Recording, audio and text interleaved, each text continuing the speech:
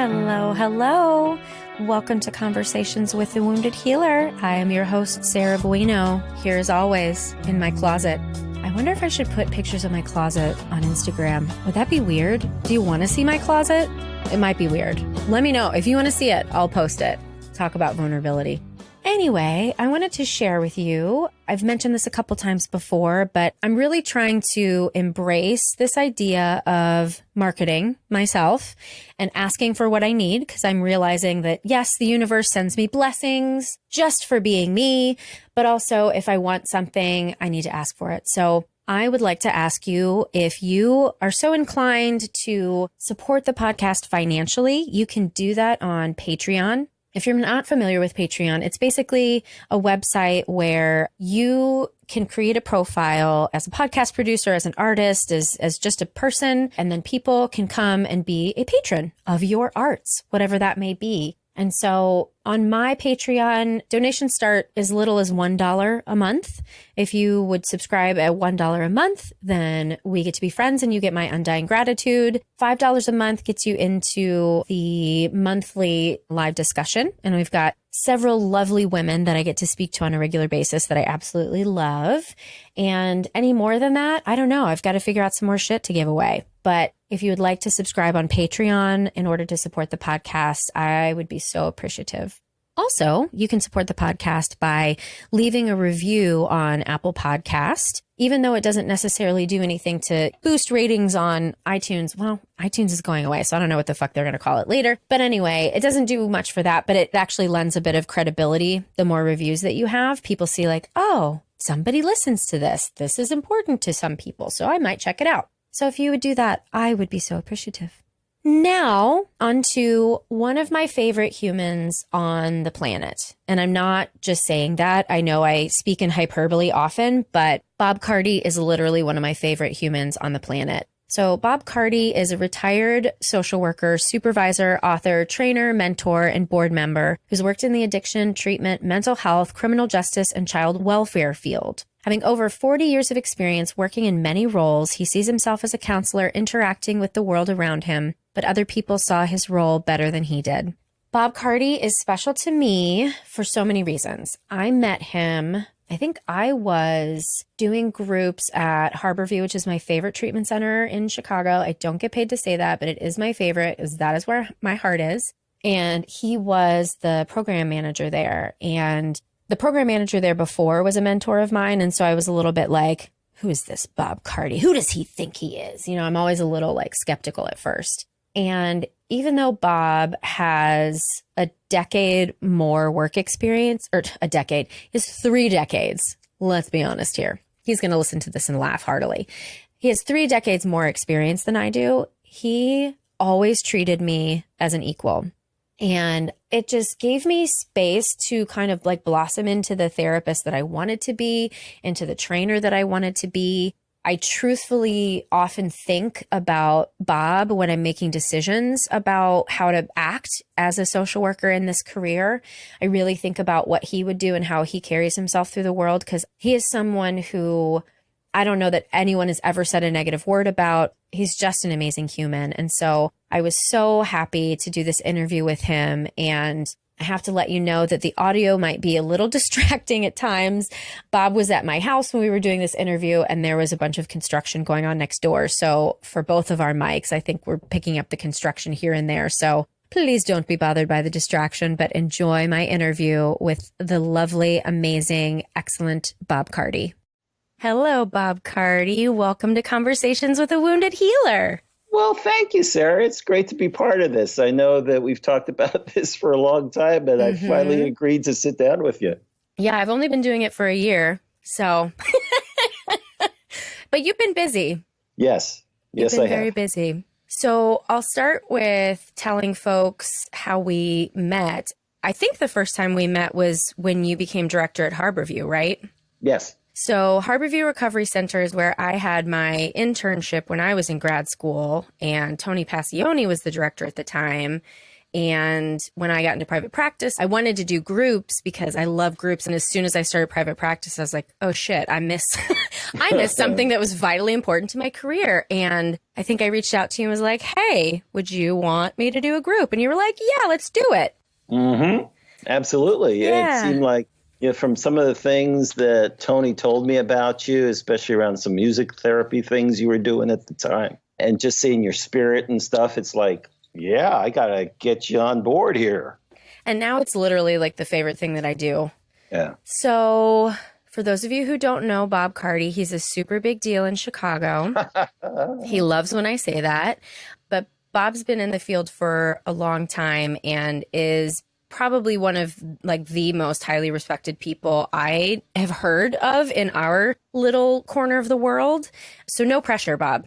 Yeah, really. This is going to be really easy. I love that living legend kind of thing that some people throw on me. I know, right? Yeah. What does that feel like? In some ways, I feel like a hero, but I also feel dehumanized in it. Oh, interesting. So it is kind of strange. Would you say more about that? It's funny, this topic of wounded healer that we're going to get to, for me, is so much about the work we do professionally, making it personal, and being a person in that. Mm-hmm. But when people start kind of saying things like, wow, I've always heard about you and I've wanted to meet you, but I've been always afraid to come up to you, like at a conference or something. Oh. It's like, well, why couldn't you just walk up to me? I mean, I don't have an entourage around me keeping people away. No, you do not. You do not. And you're definitely not an intimidating looking person. You're a very warm looking person. Yeah. So it seemed to in some ways serve as a barrier at times. The other thing that's strange is I think it's true for most of us where we really only know our own subjective reality and we don't know exactly how other people see us. Until there's an opportunity for this to come back at you. And when it doesn't quite match my own subjective reality, it feels just a moment of confusion, kind of like, wow, I didn't think I was a legend. So we're jumping in right at the get-go, and I'm just trying to, I guess, understand more of your subjective experience of yourself. Is it like a self-worth thing that gets in the way of letting yourself take that? What is that? Yeah, it's probably a stew of a number of different ingredients. One of them, it might be the self-worth thing, because I've, often have that inner voice that generates a certain amount of negativity. So I suffer from imposter syndrome just as much as maybe other folks do. So I think that's an element of it. But I think another element is that I really feel that throughout my more than 40 years of working with alcoholics and addicts, I really always just still saw myself as a counselor. I may have been in different roles. I've been supervisor, I've been a deputy director, I've been a clinical director, but I still always saw myself as a counselor. So I don't think the role I was in became how I was interacting with the world around me. But I think other people may have seen that role instead of who I was. I think that's what I'm trying to say. Well, and I'm guessing that that's why you've been so successful in your role, because if somebody has in their head, well, I'm going to set out to, be a manager and be a leader, there's a certain archetype that goes with that may or may not be driven by ego. Whereas when you kind of get thrust into these areas and you're like, well, okay, I'm going to make it work. Yeah, it's like, okay, well, just do this work, hopefully with similar values, but from a different perspective. And I think a certain amount of humility is also an important professional value for us anyway. I mean, we're always taught that we can't take credit for someone else's recoveries, so we sort of hold back on those things. I think you might know this story that I was once awarded a humility award, and I knew it was coming. They let me know that at this little breakfast, they were going to give me a humility award. So I joked for about a month with well, what do I do with that? Do I come up and brag about how good I am? This is why I've received this reward. And then they wouldn't let me take it home probably. Right. Or do I do it? Geez, aw, shucks, I don't deserve this. Right. And as fate would have it, I came down with bronchitis that week and didn't even attend the event. So humble, you couldn't even show up. Yes. Yes. Well, it's funny. That was the one that I got too, the Sierra Tucson Award excellent. a couple of years before that, or maybe 1 year. I don't remember. But my husband was joking, like, he's like, they don't really know you. But it's something like I use you as a model for that because I think as my career grows, I want to stay humble. I want to stay connected. I want to be grateful. And of course, I just want to find that magic sweet spot of like sitting in it and then everyone will view me as humble and then, good day, sir. Everything's fine. But I find a struggle between owning my power and promoting myself in an authentic, non-ego driven way and being humble, It's hard. And yet the power is important because you can't take humility to the point of like, well, I don't see how I can help you, because then you're not really present there for the individual or the group or whatever you're doing. So, yeah, there's a fine balance there. Yeah. And you strike it so beautifully. Thank you. Yes. Let's rewind a little bit. And I know that there's a million different things you could say about how you got to where you are in your life, but whatever you feel is important to tell people about your journey of becoming a counselor and becoming a therapist. How did you get here?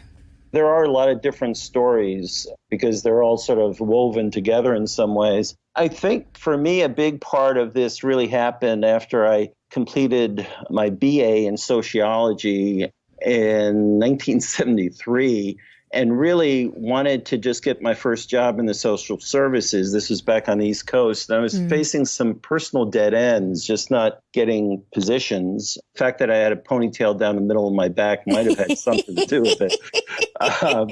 But Chicago had the reputation at that time that if you can't find a job in Chicago, you can't find a job anywhere. Really? So, wow. Yeah, and I had a buddy who had an apartment up in Rogers Park. So I moved out here just out of faith. Wow. Thinking, we'll see, maybe I'll work in the social services. And I got a job working with emotionally disturbed kids in residential treatment and loved it. And for me, at that time, I was about 25 years old. And I think it was a classic to start working with kids because I was just a big kid myself. But I had great supervision there because these kids were in residential treatment for emotional disturbances because they really were pretty disturbed and needed to be in residential treatment. So they certainly could push buttons. And I learned a lot about myself and how to interact with them and how to engage people who sometimes didn't even seem like they wanted to be engaged. So I learned a lot of great basics.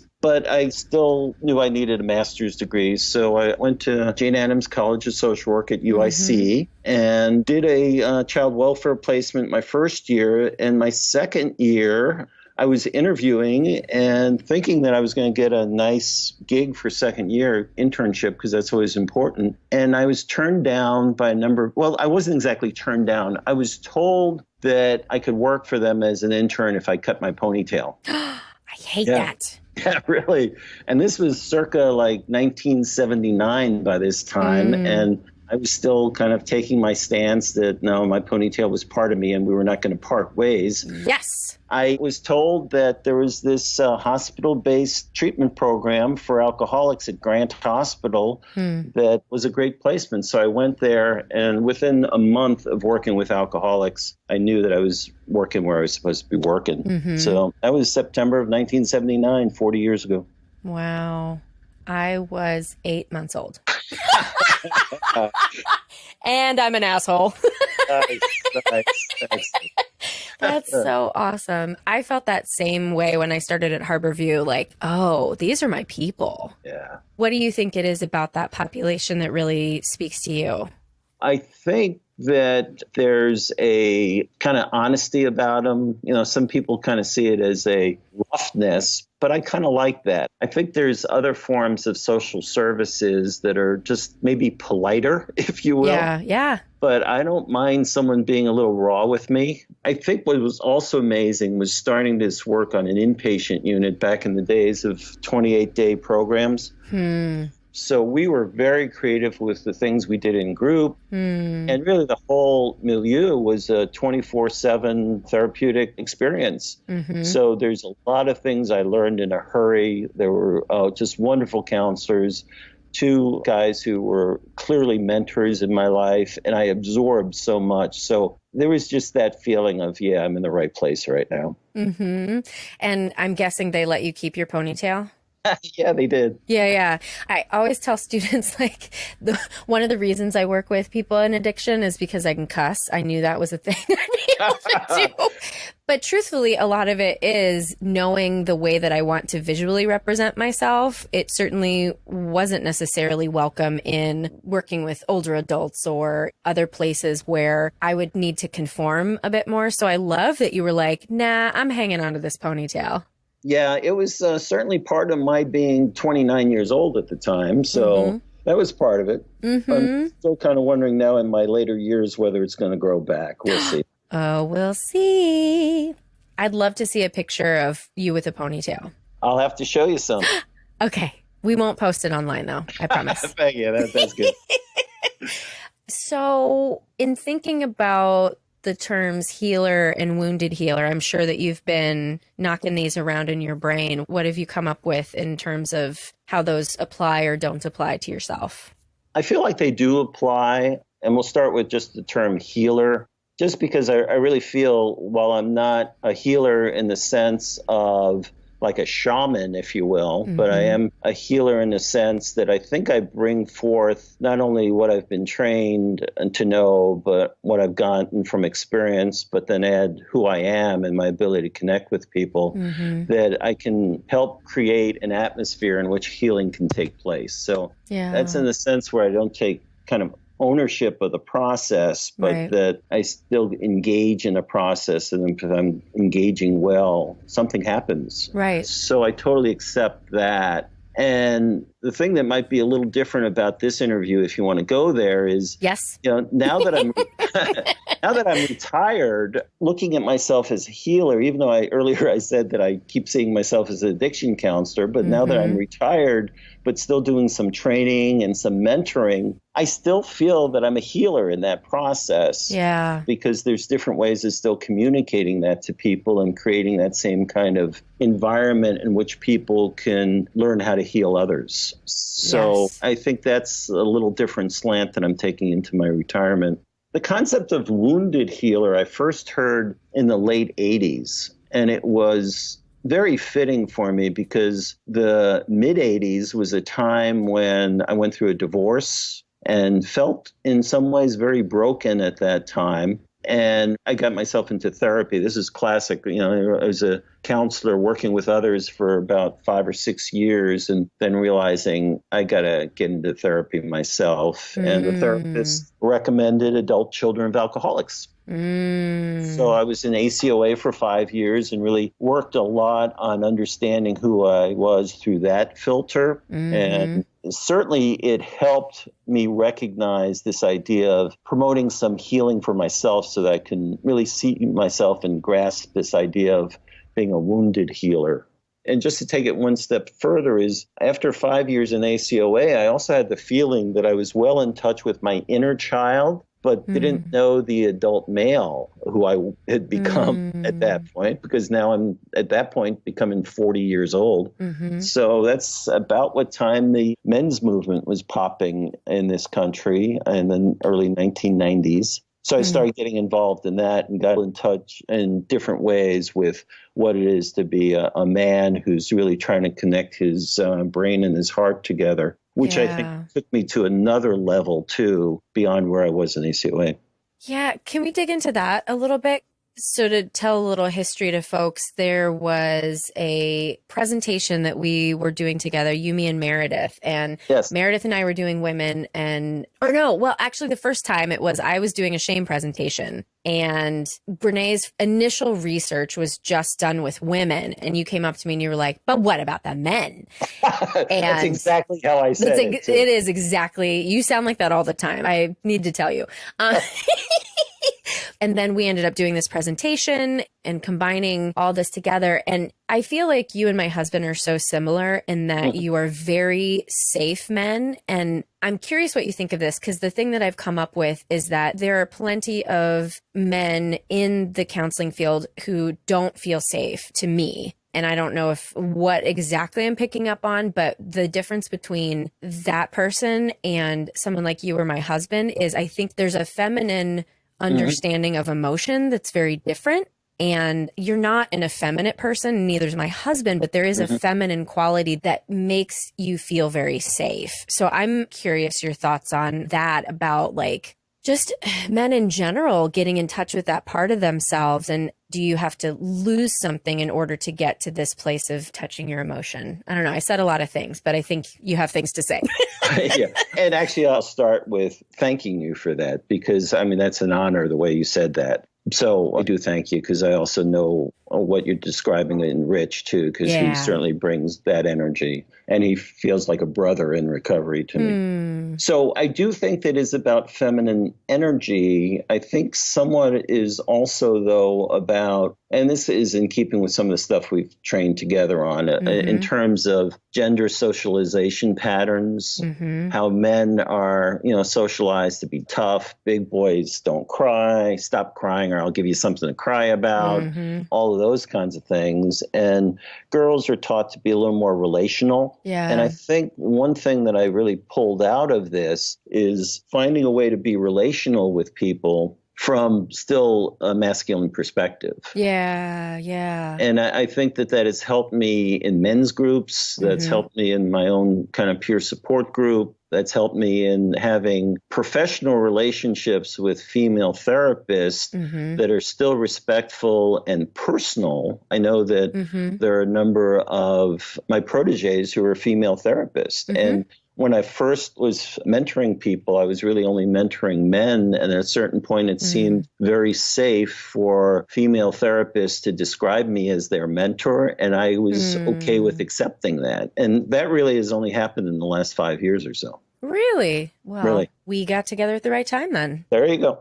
Yeah. And as you were talking about being able to be relational from a masculine space, in that I'm kind of hearing you having cultivated the understanding of who you were as a man, right? Because you talked about knowing the inner child, needing to get to know the man, and then from that place of wholeness, then being able to really connect at an authentic level. Right. I think that is that kind of putting together the brain and the heart. And the fact that I was able to do some inner work on myself made me feel more authentic. I know that could be a word that can be overused, but I think that really fits for me here, that I was no longer coming from a needy place to have people like me, but really be in a place where I felt connected with people. I think that in itself is at the heart of a lot of this. And jumping a little ahead again into my current situation, is being retired now all of about 4 weeks. Is one of the things that certainly happens to many retired, especially men, is that they lose those social networks that they had at work and maybe in some other places. And I've made it a very conscious effort to stay connected with people. And I think that that's really a part of who I am now. It wasn't just part of my work identity. It's part of who I am.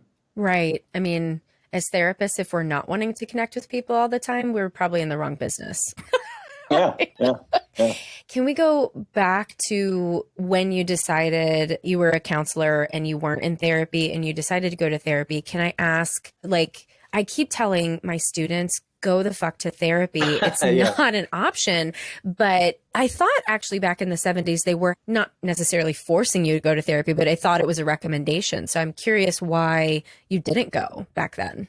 Well, in more like psychoanalytic social services, they were saying that that's part of your training. Now, though, going into this alcoholism unit at Grant Hospital back then, what they recommended was really going to a number of AA meetings, just to kind of see what that was about, open AA meetings. Right. So it really did give me a chance to get that kind of understanding, but it's much more of an understanding of AA than an understanding of myself. Right. And it was only after I was starting to really kind of not only have some years of clinical experience, but then go through this personal confusion and frustration and sort of kind of really crashing and burning a little bit before getting ready to build myself up again. That was really pretty much where I was. It was really flight of the phoenix in the mid 80s for me. that I knew that the kind of rules, and they probably were rules I was living by,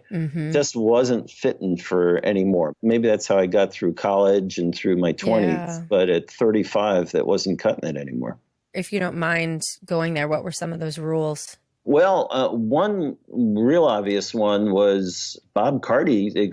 Forgive me for identifying myself in the third person, but Bob Carty is not the kind of person who would get a divorce. Yeah. And I kind of believe that, and kept me in a marriage that was not a good marriage, I believe. It had some wonderful things in it, but for me, it wasn't where I needed to be. So the fact that I could kind of realize that I need to take a second look at that to understand why I was living with that rule. A number of other kinds of things about who I could trust and who I couldn't trust. I think people who I trusted at that point in time was a very, very tight circle. So I think it really reflected my own mistrust of the world I was living in. I really reflect now of where I am, 40 years later, a little less than that, I guess, now from that position, and recognize I have so many different circles of wonderful friends because I opened up to the world a lot more. I remember, as a matter of fact, this just popped in my head as we're talking about that therapy in the mid-'80s for me. I remember my therapist talking to me about my worldview was that the world is one of scarcity, that there wasn't enough out there. So I had to hold on and protect whatever I had, because if I let go of it, who knows if I'd get anything back. And it took me years to get over that and recognize that that was really a mindset. That was a rule I was carrying around, a narrative I was living. And it was really became a world of bounty. I mean, the ability to reflect now over the past 40 years and this career and the friends I've made and the work that's been done and how I've grown. I mean, I've lived in the world of bounty the last 40 years now. Yeah. And that's one of the things I feel like I end up talking a lot about on this podcast is the way that society and American values have shaped us, misshapen even us in, I'm going to say the wrong direction. I don't really like to say right or wrong, but I am certainly not the only person to have said, this country is suffering, I think, at the hand of striving. And when you're striving and competing, that is a scarcity model rather than an abundance model. Right. And there are consequences to that. Right. And we see that in so many different ways. Yeah. Well, I feel like I have a handful of clients who their story is really one of like golden handcuffs, right? Where they get on the treadmill, they get that great job, they get that family, they get those kids, they do those things. And then they wake up one day and they're like, oh shit, this is not what I wanted. And a lot of times that's when addiction manifests. And addiction seems to be this like really passive aggressive way of blowing up one's life when you can't just make that decision to step off the treadmill, because that's not what our society allows us to do. Right. Because it's almost that, if you're sort of retiring from the game, and then by retiring, I'm not talking about the retiring after a career, but you're dropping out of the game. You're a loser. You're just not playing by the rules, or all those other kinds of messages that I think guys get, and women as well. Yeah. But especially men. Like, this was, I think, the reason that Rich stayed in a career that wasn't suiting him for nearly 20 years. He worked at the same company for 18 years, and that is unheard of in this day and age. Yeah. And a lot of it was fear. Much of it was also like, I don't know what to do with my life, but also fear of what happens if I step off that treadmill of success, Right. There's a lot of fear there. Yeah. Given your ability to kind of like look back at how the world has changed, I'm curious your view of where we are right now. My therapist is your age. And so I'm always like, Susan, tell me it's going to be okay, because you've been around the block and you've seen bad things happen before. I'm just curious kind of your thoughts of what do you think of the state of the world? Really small, insignificant question that you have to have the right answer to. Nice. Good. I think I could answer this in 25 words or less. Right. I think this is where my inner Buddhist comes out. Yay! Yeah, really. I mean, clearly there's a lot of darkness in our world right now, but the light that counters that is all over the place. The community organizing that's coming to push back in some of the things politically is just one example. And I don't mean to turn this into a political argument. It's cool. I'm pretty sure everyone who listens is liberal.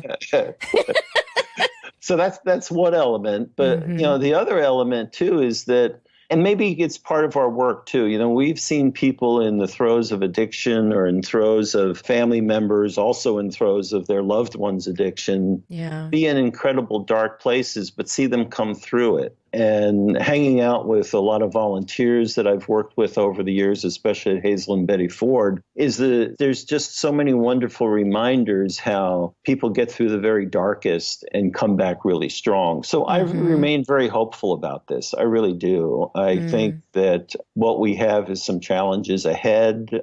I mean, there's, again, a lot of evidence of it. I mean, higher rates of suicide. Yeah. We're at a time when actually the life expectancy is declining instead of increasing. So there's a lot of scary things out there, but I also believe that we can get through the darkness.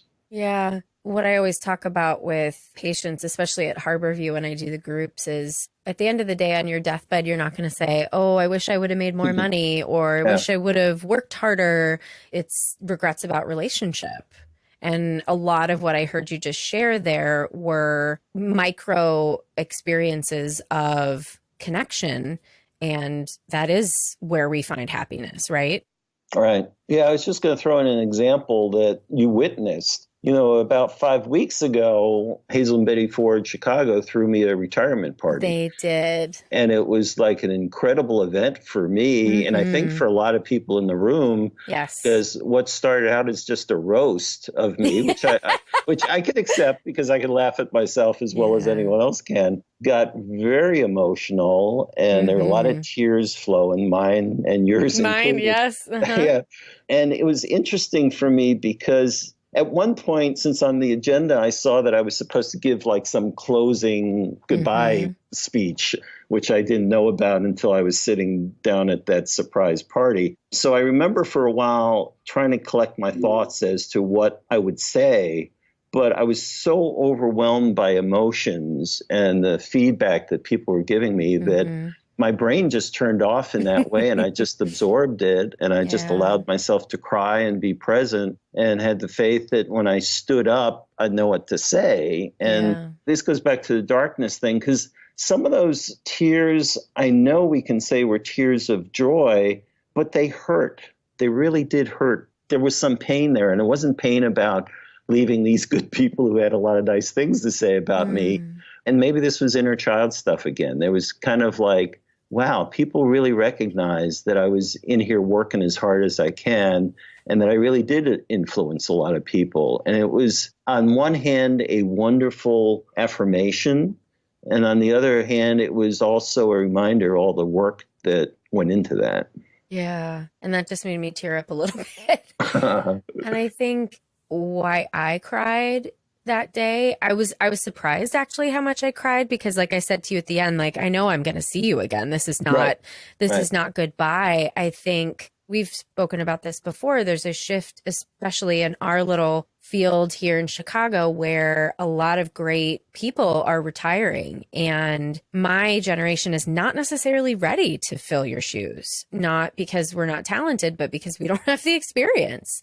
And so there's fear. There's fear of who is going to take over, and here we go. Who's going to take care of us? Who's going to take care of me? Yeah. I've definitely found as I grow in my leadership role, it's scary. It's really scary. And I can only imagine how it feels for you to have held all of that fear, my fear, Vanessa's fear, all the people you've mentored along the way, to hold that. And it's not unlike when my parents died, I felt untethered was the word that I said, because it felt like there was nothing above me to stop me from going into the ether, Yeah, I totally get that. I think that's really well said, too. And on top of that, because you are a leader here and you're taking on more and more leadership things, so there's part of that thing of, well, people are looking up to me. Can I do this? Right. And I have to do it right and perfectly and not hurt anybody. Yeah, and all that perfection comes up. Yeah, I totally get that.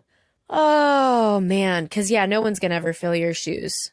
Well, I don't know that that's true. There will be great people, but this is going to be a love fest, because you're a very special person. And I'm actually curious, because I always say about Rich, I don't think that there's ever been a person in the world who's met Rich who didn't like him. Yeah, I can see that. And I'm very curious if you have ever like actually not been liked by someone?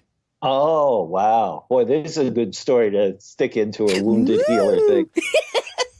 I was fired for insubordination once. You were not. Yes, I was. So I Tell me everything. I certainly had a supervisor who didn't like me very much.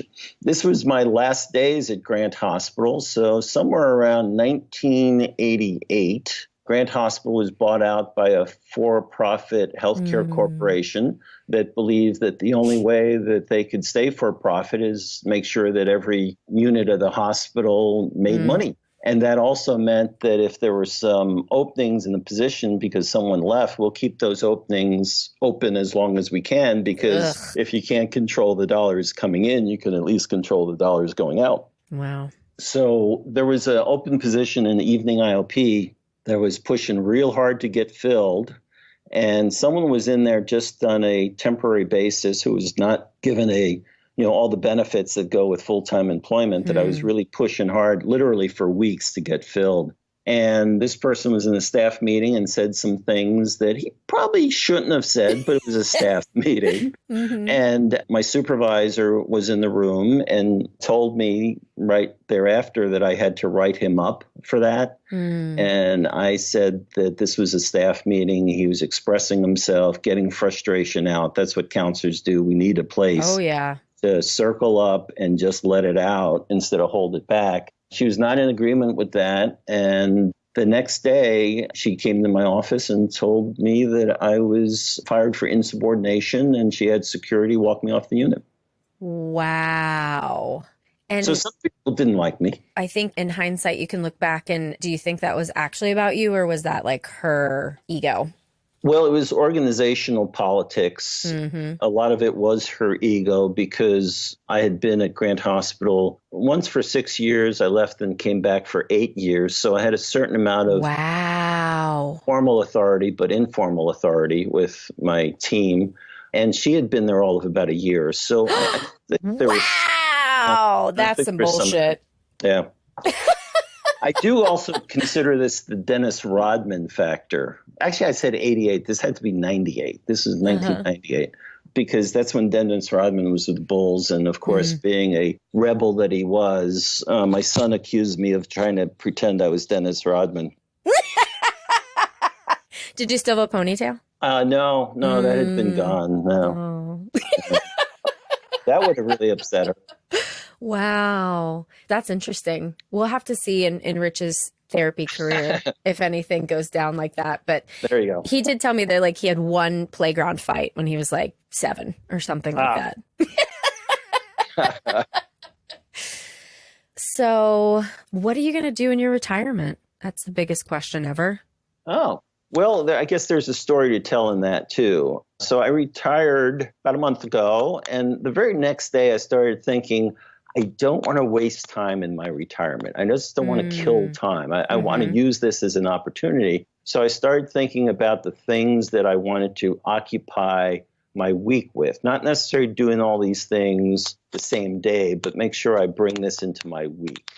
So one of them was increasing my physical workouts, because I want to get in a little better shape. Another one was, I've always been a student. I love to read, and I want to keep learning more and more about our profession. I mean, you've moved me in some wonderful directions in some readings, like around self-compassion and stuff. So I want to stay active on that. Right now I'm reading some stuff about trance, which is very kind of fascinating stuff. I'm not even that sure how I'm going to use it, but it's great stuff. Trance? So yeah, trance. The book's called Trances People Live. Yeah, Stephen, I'm going to blank on the name. Name retrieval here is part of retirement. Right. Starts with a W. But anyway, so reading and keep studying, that's another thing that was a priority.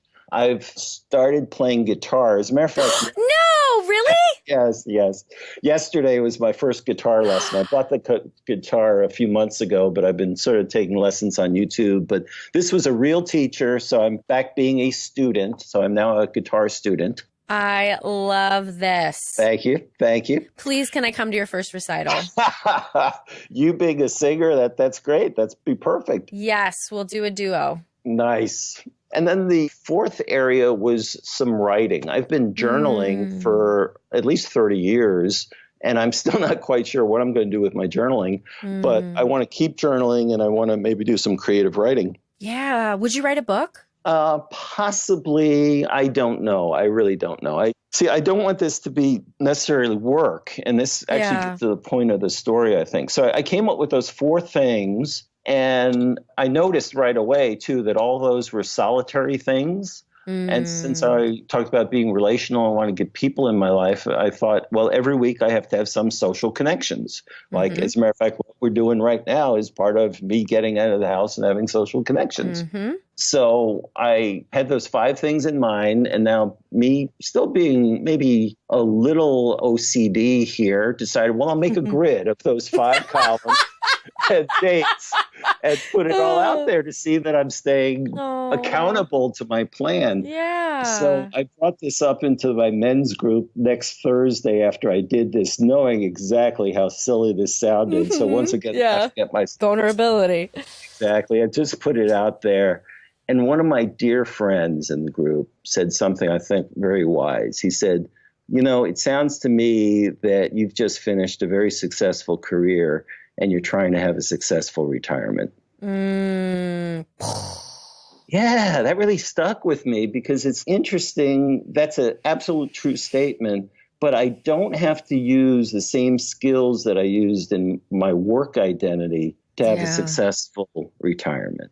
Wow. That is a truth bomb. Yeah, there you go. Yeah, I hope that when I get to retirement age, I kind of have this thing in my head that I'm never going to retire, and I don't think that's healthy. What you're explaining sounds like, I would need a plan. I would need to schedule that shit. I would need to accomplish something and absolutely have some sort of success in retirement. So that scares the shit out of me. Wow. Well, thankfully, the years to come will maybe help you look at that in some other different ways as well, too. Yeah, let's hope. Never stop going to therapy. Woohoo! As a number of people have asked, too, am I still going to train? And it's like, I love to train. So that doesn't even feel like I'm retiring from training. Yeah. I think I was retiring from commuting to a full-time job is what I was retiring from. Yeah. Also been joking with some people that I'm not retiring, I'm rebooting. I like that. Well, if anyone is listening in the Chicago area and you are a therapist, make sure that if you see Bob Carty's name on one of those little trillion things that come in the mail about trainings, make sure that you do go see Bob because he is a very excellent speaker, mentor, teacher, clinician, all of it. Thank you. Thank you very much. Yeah. Well, I'm hungry. I don't know about you. So I kind of want to wrap this up so we can go eat some lunch. But before we go, is there anything that we didn't talk about that you would really like to share with listeners today? Well, we covered so much. This actually even felt like a therapy session at some point in time, I think, which is good. I think the word that sticks with me is blessings. We can get so caught up in the daily operations of what we have to do is that we might lose sight of the bigger picture and the blessings that we have in even being allowed to do this work. I know you've said on other podcasts, and I really have to echo that here, is to really be able to do the work, you have to do your own work as well, too. So blessings come from that as well. But I know when I started really working on myself, there was a qualitative shift in the work that I did. And I think it opened up a whole new world for me. And I wish that for all your listeners. A whole new world. Too bad I don't have my guitar with me. I got a few. Damn. If I'd have known, we'd have prepared. There you go. Well, Bob, thank you so much. I'm really excited to share your wisdom with more people in the world. Thank you, Sarah. I'm glad we did this. Me too. Bob, thank you so much for being on the show. And if you want to learn more about Bob, you can't because he's retired. He doesn't want to talk to anybody anymore. Truthfully, though, Bob is an amazing human, and just be grateful to have heard his wisdom on this podcast. So thanks as always to Andrea Klunder and the team at the Creative Imposter Studios for editing, to Liam O'Donnell for the album art, and to Ben Mueller for our theme music. Please connect with us online at www.headhearttherapy.com/podcast or Spotify or Instagram or Twitter or wherever the hell you want to hang out, because I think you're awesome. Have a great day. Till next time.